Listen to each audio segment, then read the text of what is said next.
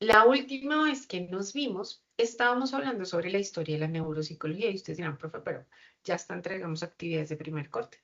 Sí, pero es importante hablarlo. Hoy la meta es terminar de hablar de la historia, de las técnicas de neuroimagen, porque el jueves arrancamos con funciones neuropsicológicas, donde este tema de acá pues tiene que quedar supremamente claro.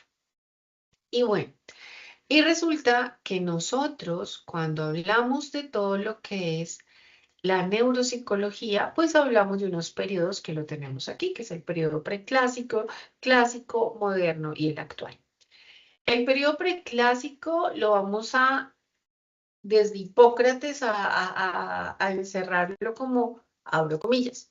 Los hombres deben saber que del cerebro y solo del cerebro provienen nuestros placeres, nuestras alegrías, la risa y las burlas, así como nuestras preocupaciones, dolores y lágrimas. Por el cerebro en particular, pensamos, vemos, oímos, distinguimos lo feo de lo bello, lo malo de lo bueno, lo agradable de lo desagradable. Cierro paréntesis, cierro comillas. Eso nos lo decía Hipócrates en el 400 antes de Cristo, que es periodo preclásico. Es como un resumen, un abstract de lo que les quiero dejar del periodo preclásico, porque este periodo, recordemos que nos decía que ahí fue donde empezó a cuestionarse la parte del cerebro y su importancia en nuestros procesos cognitivos, especialmente en el lenguaje. Luego de esto, viene pues nuestro periodo clásico, ¿no? El periodo clásico, durante este periodo, surge una teoría antilocalizacionista. El periodo preclásico me habla del localizacionismo, ¿sí? Aquí es antilocalizacionista. Métase en X rápido. 321. Tengo el microfonito prendido, por favor, lo cerramos.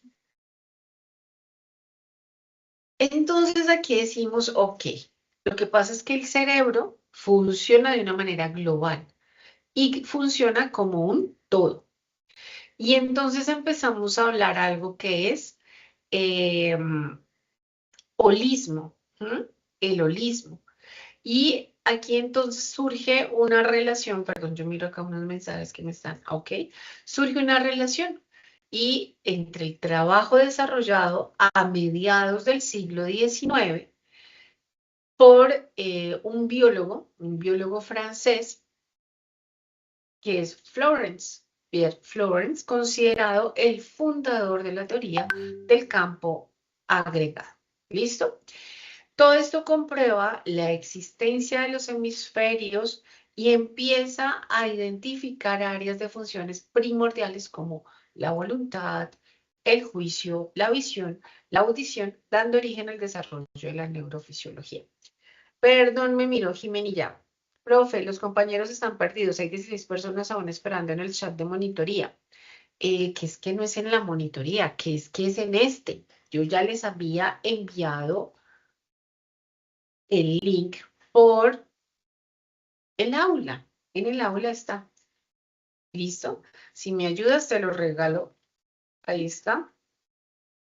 Por favor, porque todo está en el aula. Gracias, querida.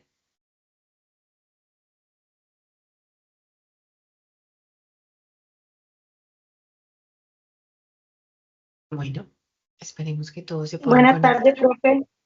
Hola, hola. Qué pena el retraso, profe, era que no habíamos podido entrar por el link. Gladys, pero este link se los dejé el sábado, se los envié, mejor dicho, de todo. Pero bueno, ya están acá. Que vayan llegando y yo sigo Ahora, charlándoles del muchas periodo gracias, clásico. profe. Disculpe. Entonces estamos aquí, periodo clásico de 1861 hasta 1941. Y entonces aquí empiezan a aparecer unos seres humanos muy importantes, unos autores muy importantes en nuestros procesos o en la neuropsicología como tal. Resulta que en este periodo clásico y paralelo al desarrollo de la frenología, surge esta teoría que les contaba antilocalizacionista. ¿Por qué, profe? Para los que acaban de llegar. Porque me dice que el cerebro funciona no solo por una localización exacta, sino de manera global y de manera integral. Este integralidad lo denominan el holismo. Y esto se empieza a ver en el trabajo del biólogo que es francés, Pierre Florence, en el siglo XIX. No, ojo con los micrófonos, por favor. Ciérrame el micrófonos, gracias. ¿Qué pasa con Pierre Florence? Pierre lo que hace es que comprueba la existencia de los hemisferios y empieza a identificar las áreas funcionales y primordiales en cada uno de ellos, entre los que se encuentran, como les venía contando, la voluntad, el juicio, la audición, la visión. ¿Mm? Ahí. Esto da origen a algo que es la neurofisiología y que según un autor que es Portellano del 2005, abro comillas, nos dice, aunque no llego a identificar las áreas asociativas del cerebro, intuyo su existencia.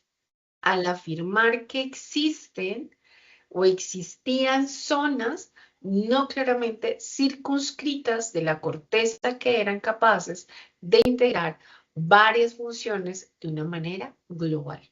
Cierro comillas. Entonces es claro, tenemos que empezar a ver el cerebro desde la totalidad, desde la integralidad y no desde el proceso eh, como un rompecabezas, que a veces nos quedamos solo con una pieza, sino lo tenemos que armar por completo.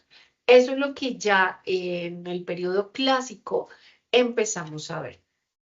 Ahora, durante este siglo, que es el siglo XIX, se empieza a desarrollar ese gran debate del localizacionismo y el holismo, que bueno, que a mediados del siglo se impone una concepción un poco más holística con toda esta parte de la localización específica del lóbulo central de las zonas que dominan el lenguaje, porque es que toda esta investigación y todo lo que nosotros empezamos a entender desde la neuro empieza es por la gran incógnita del lenguaje.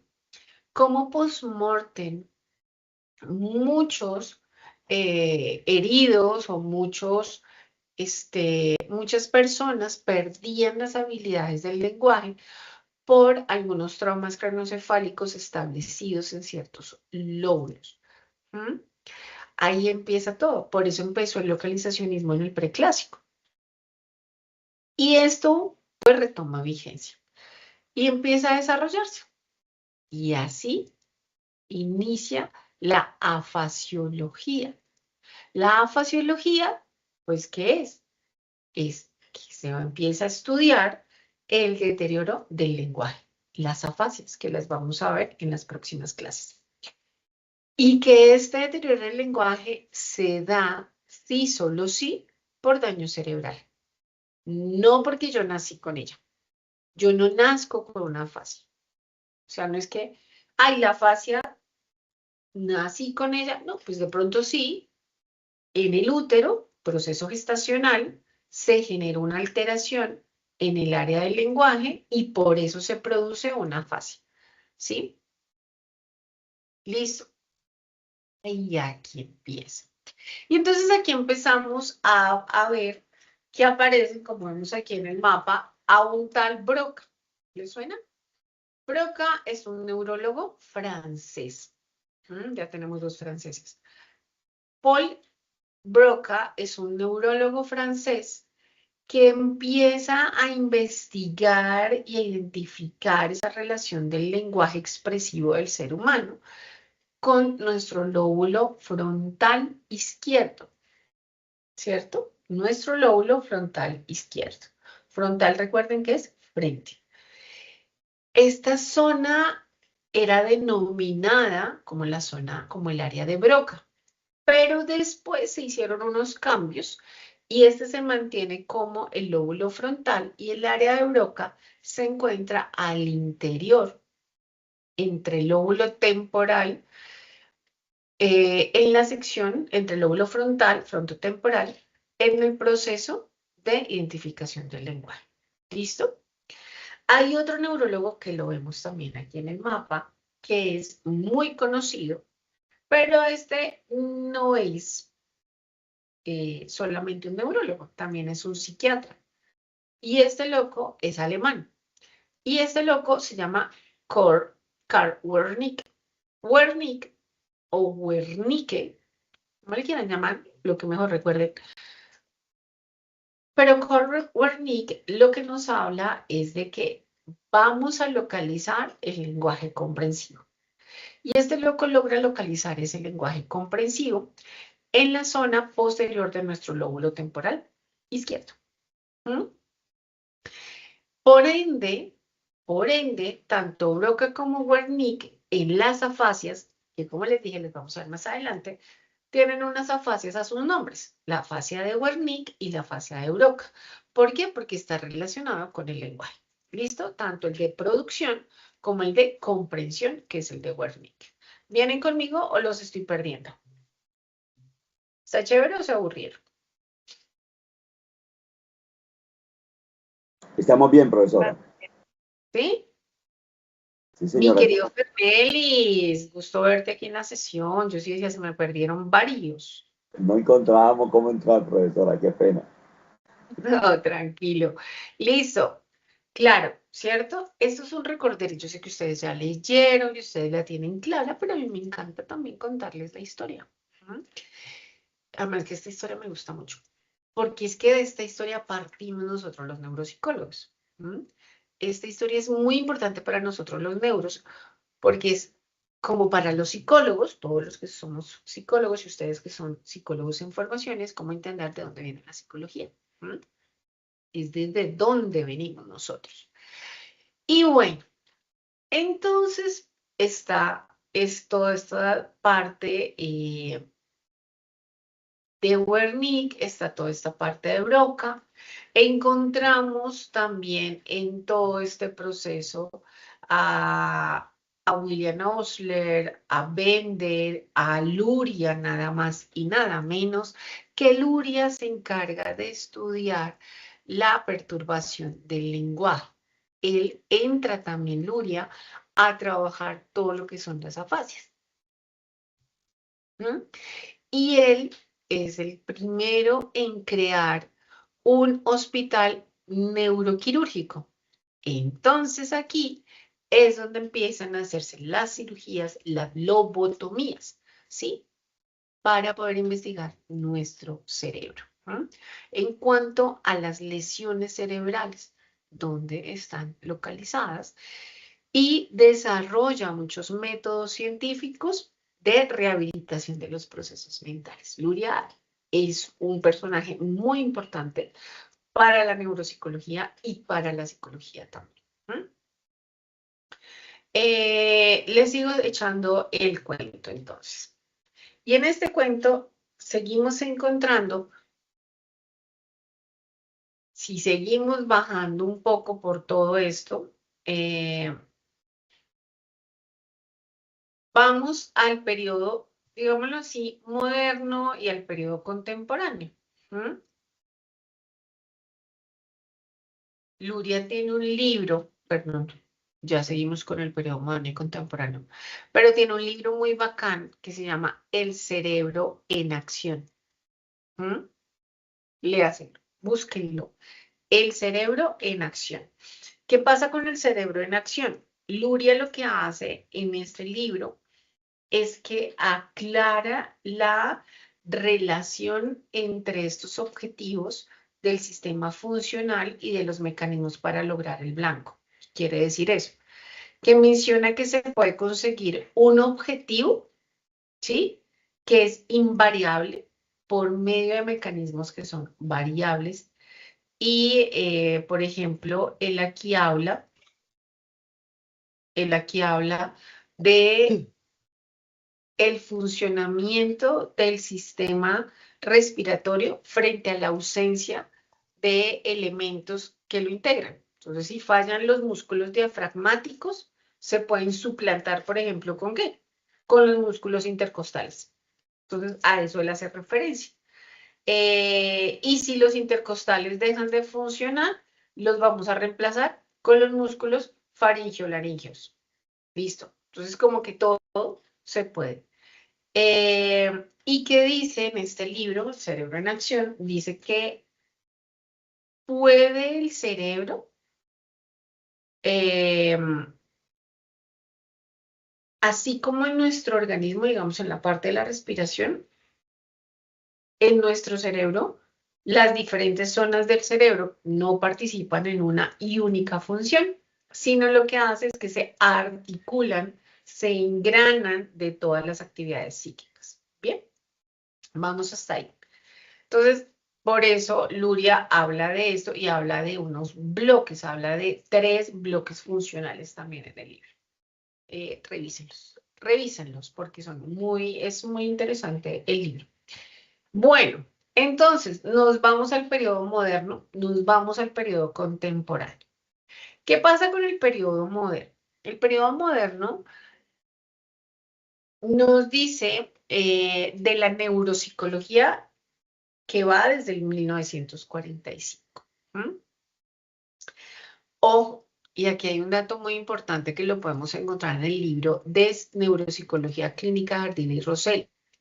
Resulta que el periodo clásico y el periodo moderno están atravesados por un hecho histórico bastante impactante para el área de la salud, tanto de la salud en general como de la neuropsicología y de la psicología. ¿Por qué? Porque resulta que si ustedes atan cabos de las fechas, estamos a finales de la Segunda Guerra Mundial en el periodo moderno. ¿Sí?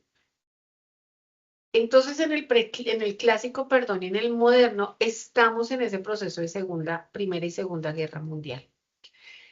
Quiere decir que todos estos que llegaron heridos de esa primera fase, se empiezan a encontrar soldados con alteraciones. Recordemos que en el preclásico todo se trabajaba post-mortem. Y en el clásico alcanzamos a trabajar algunos post-mortem, es decir, después de que se murieron. Pero también se empezó a trabajar algunos sin que se murieran, alcanzamos a investigar. Ahora, en el moderno, también se logró, debido a la guerra, que dejó secuelas significativas en los soldados, poder identificar no solo un trauma craneoencefálico, un evento, un tumor, sino también cómo eso tenía un efecto significativo en sus áreas cognitivas, en sus áreas emocionales y en su personalidad. ¿Listo? Esta imagen que ustedes están viendo, que me dicen, profe, se ve súper borroso, la encuentran también en internet. Es que aquí no sé dónde más darle. Dale, Tim. Espérenme a ver agua.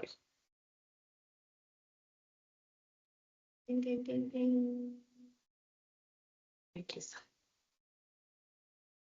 Voy a ver si lo logramos, como estoy pensando. Profe, ¿te puedo preguntar algo? Claro que yes. Pues mira, yo he estudiado algunos modelos pedagógicos y hay un modelo pedagógico muy interesante que es como el de la mediación pedagógica de Forstein, que sale a partir como de después de todo el tema de la guerra mundial y de todas las afectaciones que tuvieron también los judíos en cautiverio, bueno, toda esta situación. No sé qué relación pueda tener con lo que tú estás diciendo. A la época, si me ayudas, si es por ahí. O si es Sí, más la época adelante. es esa. La época es esa. Es que esa época que fue impactante a nivel mundial, porque fue para todas las naciones, generó un avance en la ciencia, Ok, ¿sí? En la medicina, en la educación, eh, en muchos aspectos se lograron avances debido a lo que sucedió.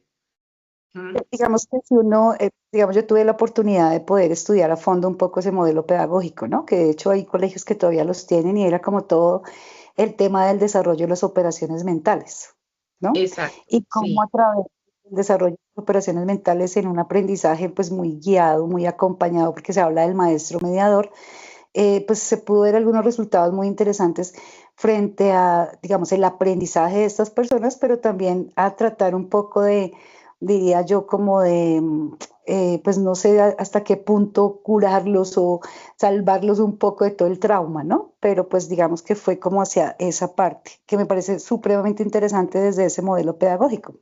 Sí, Ah, sí, entonces, es muy interesante. Entonces, ahí les mandé la imagen. Ahí les mandé la imagen mientras charlábamos con Elizabeth. Entonces resulta que en esa época pues sale todo esto. Y debido a eso, a estos soldados que empiezan a tener estas alteraciones, pues logramos entender qué estaba sucediendo con ellos, o lograron entender, yo toda eh, ahí tomándome atribuciones que no me corresponden, pero se logró entender qué estaba sucediendo por todas las investigaciones. Entonces se empieza a hablar de la neuropsicología, aunque el uso inicial del término neuropsicología se atribuye muchísimo a William Osler en 1913. Pero en 1949 es cuando un profesor, el profesor Hebb, Donald Hebb, populariza el término y lo populariza ya desde una forma más disciplinar por los objetivos y por los contenidos. Entonces aquí Hebb, según Portellano, que es el que nos ha traído toda esta información, aporta dos importantes estudios sobre la memoria, la regla de Hebb y el concepto de sinapsis hebbiana. ¿Qué pasa con ellos? Con estas dos reglas, ¿sí? Con estos dos estudios, la regla de Hebb y la sinapsis hebbiana.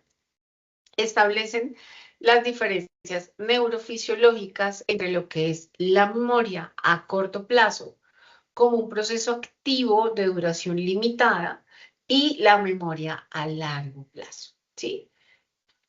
En este periodo es donde la psicología, la neuropsicología, perdón, nace ya como una disciplina científica, destacando aquí claramente los trabajos que hace Carl Lashley, quien por medio del enfoque holístico formula las leyes de acción en masa y de la equipotencialidad, las que son cruciales para el desarrollo de la neuropsicología.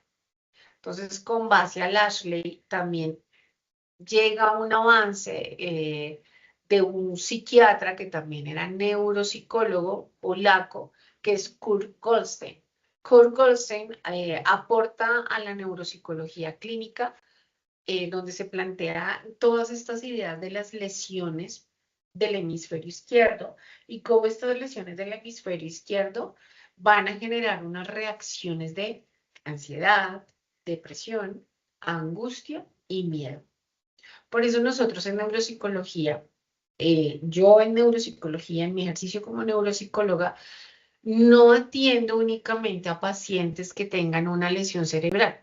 Yo atiendo pacientes que presentan alteraciones del estado del ánimo, porque está muy ligado con su proceso neurológico.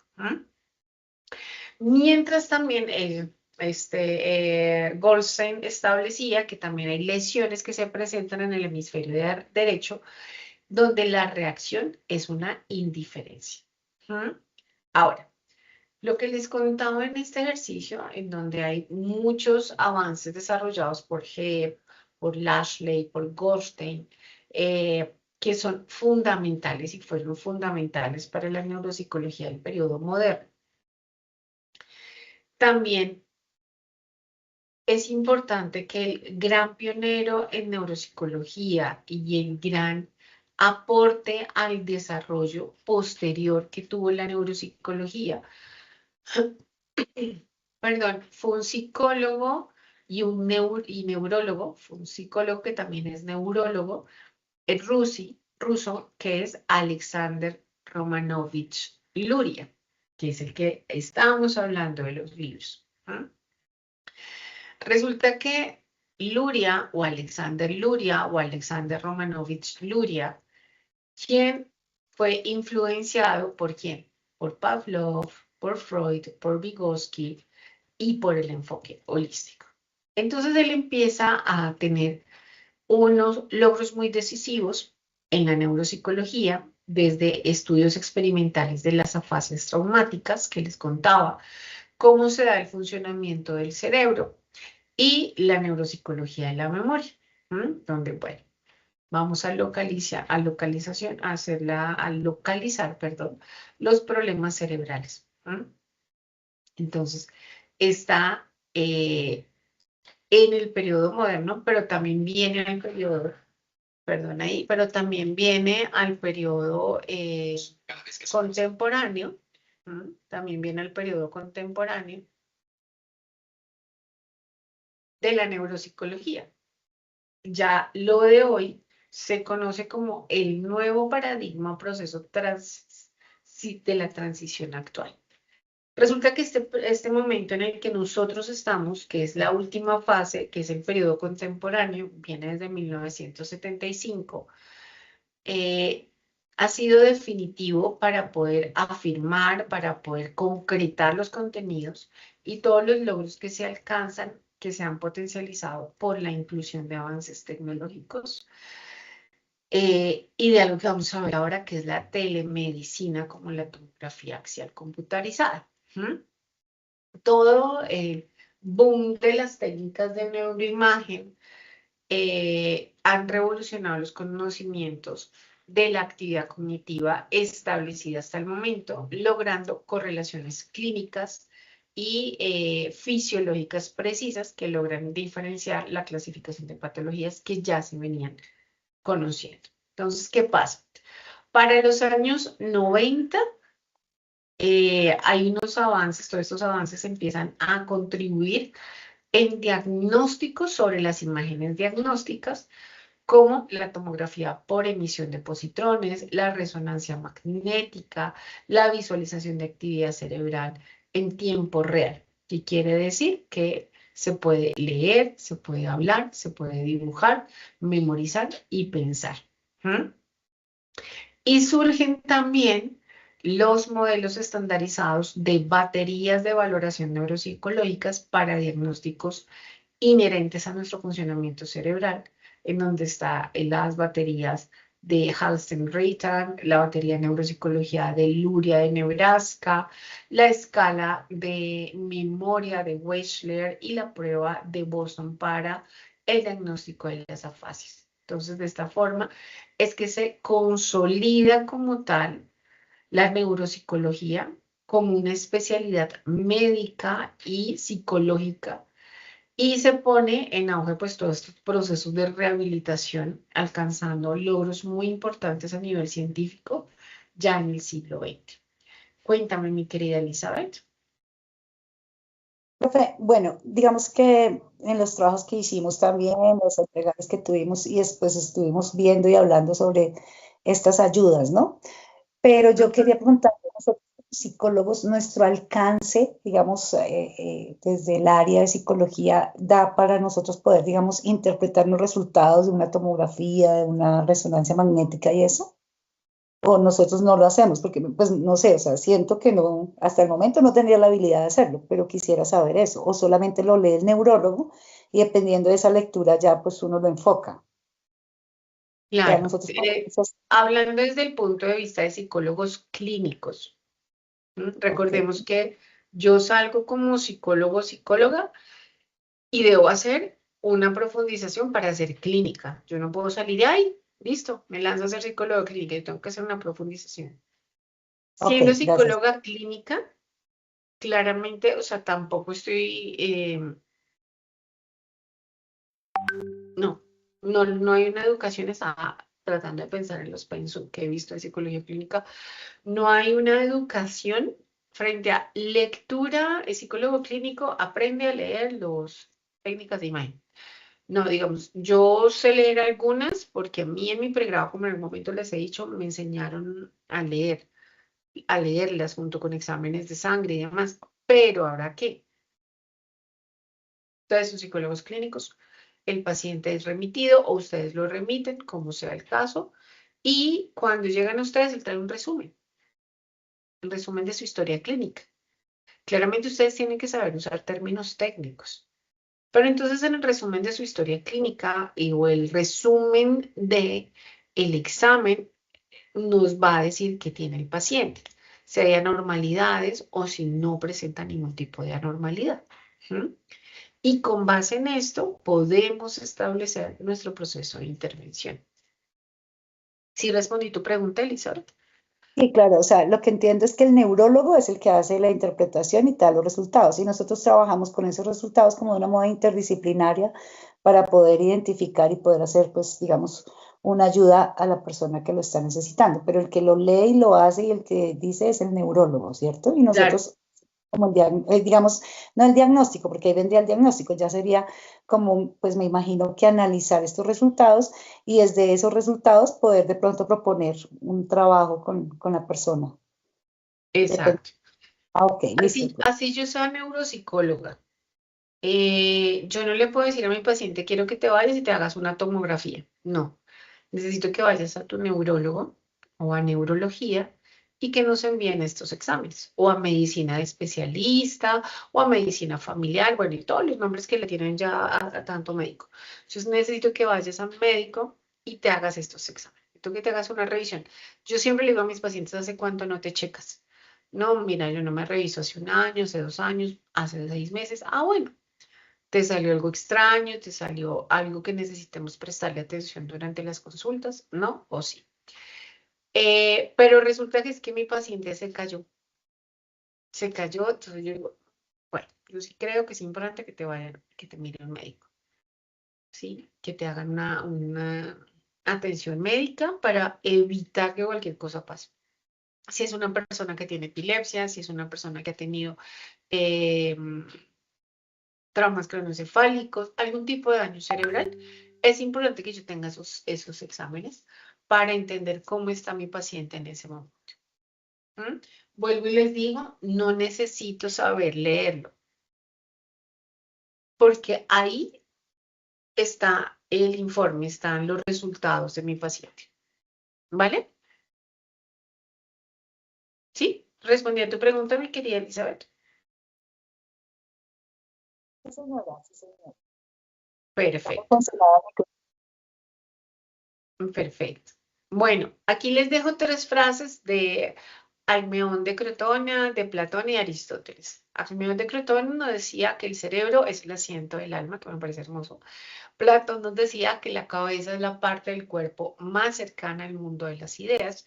Y Aristóteles, el cerebro se encarga de enfriar la sangre, el corazón se encarga del pensamiento y de los sentimientos. Con esto le damos apertura a eso que estábamos hablando del periodo moderno, contemporáneo, que es donde estamos actualmente.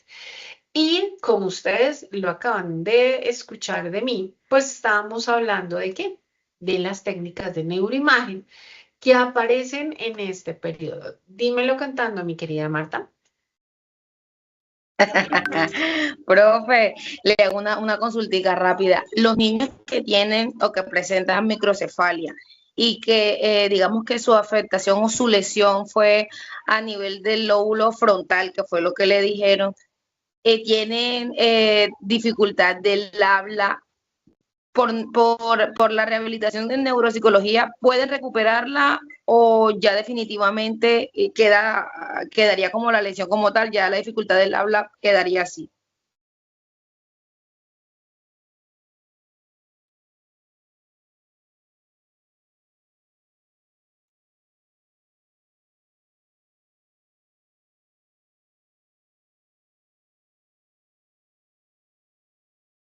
Profe, se le fue el Ya, audio. perdona, porque es que no me abría el micrófono y estaba ahí como mirando qué era lo que pasaba.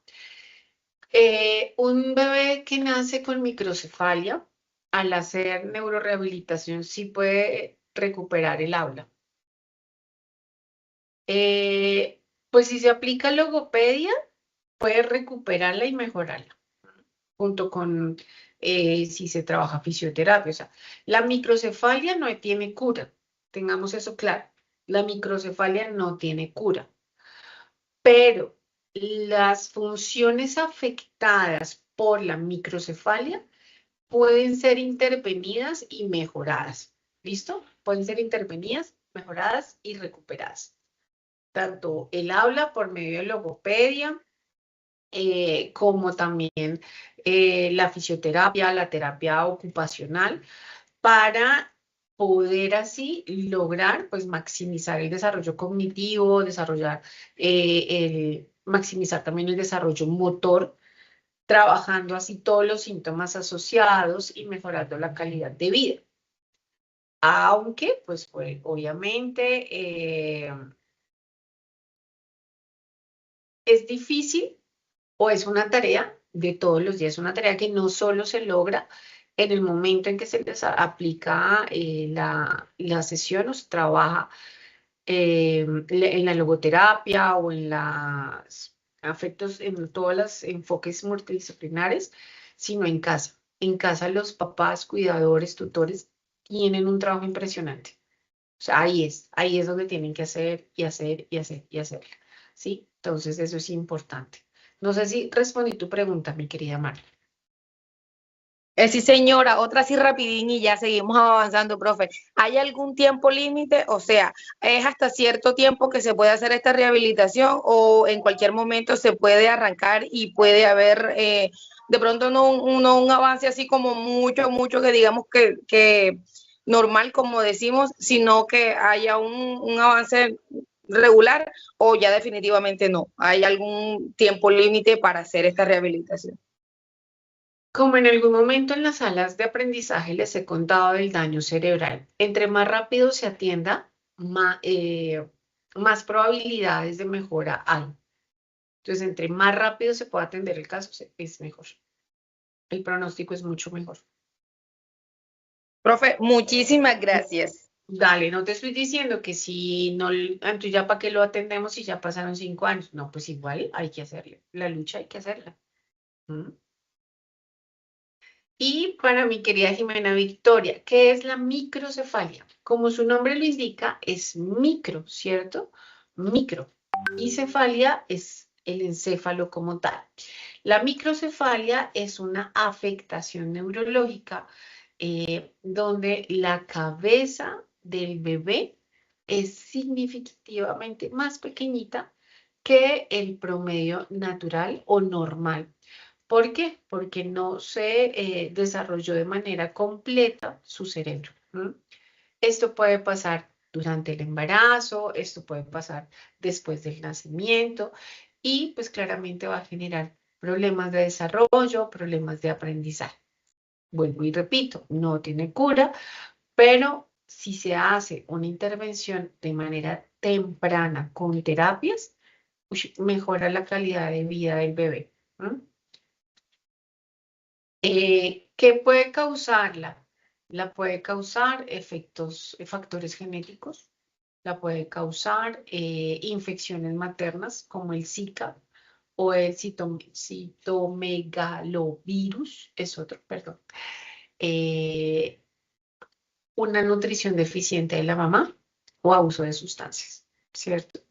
Eso es la micro y lo que podía pasar. Y si hablamos de la macro, ¿qué quiere decir la macrocefalia? Macro. Macro es grande. ¿Mm? La circunferencia de la cabeza de ese bebé, lo ponen a veces en las definiciones como anormalmente más grande, pero es más grande de lo que se mide en el ciclo vital de acuerdo a la edad o de acuerdo al sexo de ese bebé. ¿Mm? ¿Por qué pasa eso? Porque hay mucho líquido cefalorraquídeo, ¿sí? Que es una hidrocefalia, que es un cerebro, o puede ser un cerebro más grande, que es una megalencefalia, no es megalo, sino megalencefalia, o porque hay un crecimiento óseo. Puede ser benigna, pues es familiar, puede tener otros trastornos genéticos, metabólicos, infecciosos, tumores, ¿sí? En este caso hay que hacer muchos exámenes, muchas radiografías y de acuerdo a la causa, cualquiera de las que les mencioné, pues obviamente hay que hacer una intervención. Claro, Marta, hay medicamentos, Victoria, como el bebé de Carolina Cruz, sí, como el bebito de ella, como el bebito de ella. No sé ella cuál de los tipos tiene, si es una hidro, una megalencefalia, o es un crecimiento óseo, pero sí ahí se presenta una macroencefalia. Bueno, y esto, tanto las micro como las macro, las podemos identificar gracias a nuestras técnicas de neuroimagen. ¿Qué es una técnica de neuroimagen, locos? Nosotros tenemos diferentes técnicas de neuroimagen, se pueden realizar diferentes técnicas, desde por emisión de positrones, que es la segunda, desde una resonancia magnética, que es la tercera, desde un TAC, que es una tomografía axial computarizada, o de un tensor de difusión. ¿Qué vamos a ver acá? ¿Qué pasa con las técnicas de neuroimagen? Las técnicas de neuroimagen, no sé si tenemos preguntas. En alguna clase de biología escuché que el cerebro le detiene el crecimiento al cráneo. En este caso sería que el cerebro crece demasiado. ¿O qué es lo que pasa con el crecimiento demasiado en la cabeza? Como lo indicaba mi querida Hilary, depende. Si es una hidrocefalia, la macrocefalia se debe a que el líquido cefalorraquídeo empieza a crecer y aumenta el tamaño del cerebro. Si es una megalencefalia, es que el cerebro realmente es más grande, no el líquido, sino el cerebro como tal. O si no, es la estructura ósea, la que se puede presentar ahí. Bueno, cuando nosotros hablamos de las técnicas de neuroimagen, podemos encontrar, para servirte, mi querida Hilary, diferentes técnicas, ¿cierto? El cerebro, el funcionamiento del cerebro, como lo veíamos ahora en la historia, siempre ha sido una cosa que nos llama la atención. Entonces, es como, ¿cómo funciona? ¿Qué es lo que pasa con él? ¿Cómo trabajamos con él? Y como lo vemos aquí en la diapositiva, existen muchas técnicas que nos permiten identificar todos estos cambios que se producen al interior de nuestro cerebro. Y de poderlo estudiar de manera en vivo y en directo, y no post-mortem como nos tocaba antes. Por eso hoy quiero que revisemos unas. Ya son las 7, nos vamos a pasar un poquitín, pero solo un poquitín. Las otras las dejamos para el jueves, que nos vemos a las 6 de la tarde. Me dice Jennifer, profe, también en algunas ocasiones se usa la ecografía como técnica de neuroimagen transfontanelar y el Doppler transcraneal. Exacto. Sí, señora. Muy bien, mi querida Jennifer Castañeda. Entonces, ¿qué vamos a ver? Vamos a ver que al hablar de las técnicas de neuroimagen, nosotros podemos hablar de las técnicas de neuroimagen estructurales y las técnicas de neuroimagen funcionales. ¿Listo? Las técnicas de neuroimagen estructurales es porque me van a dar una imagen estática de mi cerebro o del cerebro. Por lo general es una fotografía fija que su objetivo es localizar lesiones. Por eso está muy utilizada en el ámbito sanitario. Si hablamos de la neuroimagen funcional, pues esta ya me va a dar una visión dinámica del funcionamiento y de la actividad del cerebro. Entonces aquí, ¿qué pasa? Esta neuroimagen funcional se utiliza en investigaciones como en la actividad clínica, por ejemplo, en la investigación para exponer a personas ante un estímulo, porque van a realizar una tarea determinada, cognitiva, y se va a observar cómo su cerebro funciona mientras ejecuta dicha actividad. Por ejemplo, la tomografía por emisión de positrones, la electroencefalografía. Vamos a ver un poco sobre ellos. Estos son los exámenes, los estudios de imágenes encefálicas que podemos encontrar Y hoy vamos a hablar de estas tres. Tomografía axial computarizada, tomografía por emisión de positrones y tomografía óptica difusa. ¿Preguntas o inquietudes? Listo, entonces sigamos. Entonces arranquemos con la tomografía axial computarizada. Esta tomografía axial computarizada, pues tiene un ordenador que está conectado a una máquina de rayos X y que hace es obtener imágenes del interior del cuerpo. Es una técnica muy útil para el diagnóstico clínico. ¿Por qué? Porque me va a proporcionar una precisión para detectar posibles anomalías.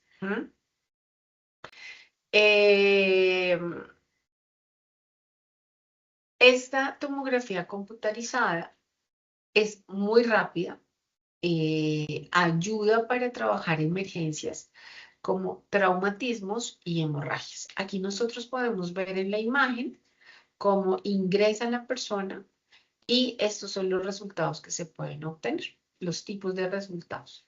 Sí, importante, siempre en estos exámenes que ustedes ven que es como un cubículo, informarle a las personas que tengan posibles alteraciones de claustrofobia o ansiedad, porque pueden sufrir un ataque de ansiedad al interior.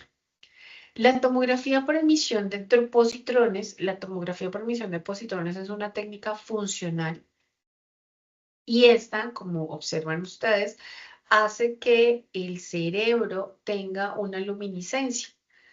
Resulta que esta es una técnica invasiva. ¿Por qué es una técnica invasiva? Porque se genera una inyección por vía intravenosa de una sustancia radioactiva. Esta sustancia radioactiva lo que hace es que se une a todo el torrente sanguíneo, a la glucosa del paciente. Es una técnica que nos permite estudiar las propiedades bioquímicas y metabólicas del cerebro. Mayor utilidad, poder detectar tumores cerebrales. Es una de las primeras opciones cuando hablamos de la oncología. Entonces, eso es importante tenerlo aquí. Es actividad metabólica y molecular, lo que nos ayuda a detectar. Y por último del día es la tomografía óptica difusa. En la tomografía óptica difusa, nosotros, ¿qué vamos a encontrar? En esta tomografía, nosotros observamos que tenemos una información azul. Aquí se utilizan ondas azules para poder crear imágenes en 3D. Y estas imágenes nos muestran todos los tejidos al interior de nuestro cuerpo. En este caso de pues nuestro cerebro para identificar cómo están estructurados. Entonces aquí hay un trazador y hay un flujo, ayuda a medir también ese flujo sanguíneo cerebral. ¿Listo? Vamos a ver qué preguntitas tenemos. Profe, las que mencionas con medio de contraste son principalmente las, sí, están ahí entre las angiotaquias. Y mi querida Jimena, profe, ¿y este líquido que inyectan para la tomografía no tiene efectos secundarios o contraindicaciones? Puede tenerlos de acuerdo al paciente al que se les esté aplicando el examen. El examen, mis queridos. Bueno, nos quedan por ver unos más. Ahora, el jueves seguimos hablando de estos, pero también arrancamos con funciones neuropsicológicas. Recuerden que el jueves nos vemos a las 6 de la tarde, que es el horario de la clase normal. Esta clase de hoy va a quedar como reposición clase jueves tal. ¿Listo? Para que lo tengan. O sea, jueves, el jueves aquí estamos, a 8. Reposición clase jueves 8 de enero. Y les pongo el tema que viene. 16. ¿Listo? Perdón, 15, profe, 15 de enero. No, 8 de enero, porque fue la clase del jueves pasado. Ah, ok, profe, muchas gracias. Mi querida Marta, sí, hay otro.